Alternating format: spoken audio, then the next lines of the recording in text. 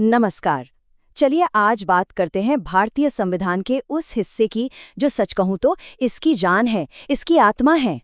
हम बात कर रहे हैं मौलिक अधिकारों की, यानी फंडामेंटल राइट्स की। और ये सिर्फ कानून की किताबों में लिखे कुछ नियम नहीं है, ये तो हमारे लोकतंत्र की धड़कन है।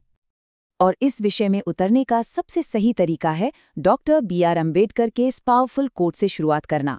उन्होंने कहा, अनुच्छेद 32 संविधान का दिल और आत्मा है। सोचने वाली बात है, आखिर आर्टिकल 32 ही क्यों? क्योंकि यही वो ताकत है जो हमें अपने अधिकारों की रक्षा के लिए सीधे अदालत जाने का हक देती है। मतलब साफ है, सिर्फ अधिकार होना ही काफी नहीं है, उन्हें लागू करवाने की ताकत होना वो सबसे जरूरी है। तो ये जो हमारे मौलिक अधिकार हैं, ये संविधान के भाग 3 में दिए गए हैं, अनुच्छेद 12 से 35 तक। और पता है, इसे अक्सर भारत का मैग्ना कार्टा भी कहा जाता है। अब ये मैग्ना कार्टा क्या है, बस इतना समझ लीजिए कि जैसे सदियों पहले इंग्लैंड में मैग्ना कार्टा ने राजा की बेगाम ताकत पर लगाम लगाई थी, ठीक वैसे ही हमारे मौलिक अधिकार सरकार को, स्टेट को मनमानी करने से रोकते हैं। ये एक तरह से नागरिकों की आज़ादी का सुरक्षा कवच है। तो फिर ये मौलिक अधिकार हैं क्या चीज़? चलिए इसे ब्रेक डाउन करते हैं। देखिए, आसान शब्दों में ये वो बुनियादी आज़ादियां हैं, वो बेसिक फ्रीडम्स जो संविधान हर एक व्यक्ति को देता है। इस बात से कोई फर्क नहीं पड़ता कि वो कौन है या कहाँ से है। यही हमारे लोकतंत्र की रीढ़ की हड्डी है। ये इस बात को पक्का करते हैं कि जिसके पास ताकत है, जो बहुमत में है, वो अपनी मनमानी न कर सके। तो चलिए अब एक नज़र डालते हैं उन 6 मुख्य गारंटियों पर, जिनके ऊपर ये पूरा संवैधानिक वादा टिका हुआ है। ये हैं वो 6 स्तंभ। पहला, समानता का अधिकार, मतलब कानून के सामने सब बराबर। दूसरा, स्वतंत्रता का अधिकार, यानी बोलने की, अपनी बात रखने की आज़ादी। तीसरा, शोषण के विरुद्ध अधिकार, जो किसी भी तरह के फोर्स्ड लेबर से बचाता है। चौथा, धर्म की स्वतंत्रता का अधिकार। पांचवां, सांस्कृतिक और शैक्षिक अधिकार, जो खासकर अल्पसंख्यकों को अपनी कल्चर और भाषा को बचाने में मदद करते हैं। और आखिर में सबसे पावरफुल, संवैधानिक उपचारों का अधिकार, वही जिसे अंबेडकर जी ने दिल और आत्मा कहा था, कि अगर इनमें से कोई भी अधिकार छीना जाए तो सीधे कोर्ट का दरवाजा खटखटाया जा सकता है। लेकिन यहाँ एक बहुत दिलचस्प बात है, ये अधिकार सिर्फ संविधान में लिखे हुए स्थिर शब्द नहीं हैं। बिल्कुल नहीं, ये लिविंग प्रिंसिपल्स हैं, जिंदा सिद्धांत। और इन्हें जिंदा रखा है हमारी अदालतों ने, समय समय पर इनकी व्याख्या करके, इन्हें नए अर्थ देकर और मजबूत बनाकर।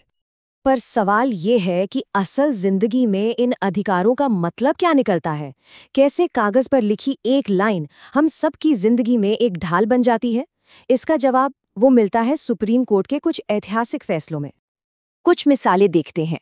जैसे मेनका गांधी केस में अदालत ने कहा कि जीवन के अधिकार का मतलब सिर्फ सांस लेना नहीं है, बल्कि इंसानी गरिमा के साथ जीना है। वहीं इंदिरा साहनी केस ने आरक्षण और समानता के अधिकार के बीच एक संतुलन बनाया और 50% की सीमा तय की। और हाल ही का पुट्टा स्वामी केस, जिसने हमारी प्राइवेसी यानी निजता को एक मौलिक अधिकार का दर्जा दे दिया। तो देखा कैसे इन फैसलों ने इन अधिकारों का दायरा कितना कितना बढ़ाकर दिया है। चलिए मेनका गांधी केस को थोड़ा और गहराई से समझते हैं। इस एक फैसले ने सच में अनुच्छेद 21 की पूरी दुनिया ही बदल दी। अदालत ने साफ किया कि जीवन का अधिकार सिर्फ जानवरों की तरह सांस लेना नहीं है, बल्कि इंसानी सम्मान के साथ जीने का हक है। और जानते हैं इसका असर क्या हुआ?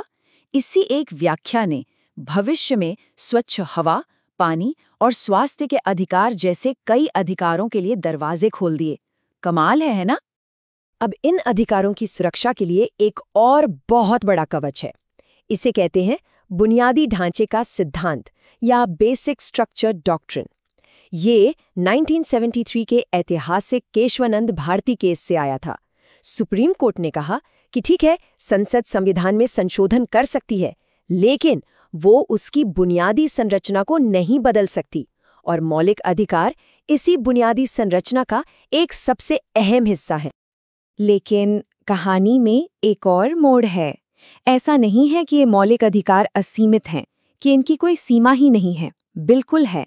संविधान खुद ही इन पर कुछ उचित प्रतिबंधों यानी रीजनेबल रेस्ट्रिक्शंस की अनुमति देता है। तो चलिए देखते हैं कि आज़ादी की ये सीमाएं कहाँ और क्यों खींची गई हैं। और यहीं पर हमें एक लगातार चलने वाला तनाव देखने को मिलता है। एक तरफ है एक व्यक्ति के अधिकार जैसे बोलने की आज़ादी, और दूसरी तरफ है पूरे देश के हित जैसे राष्ट्रीय सुरक्षा या सार्वजनिक शांति।